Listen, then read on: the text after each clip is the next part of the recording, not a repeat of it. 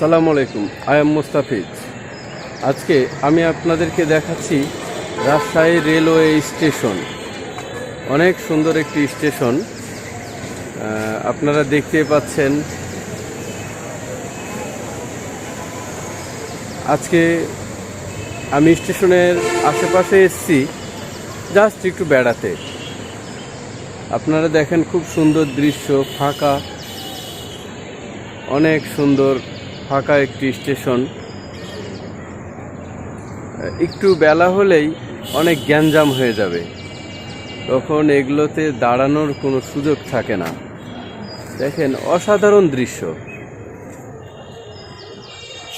এ হচ্ছে Rajshahi station, Rajshahi railway station.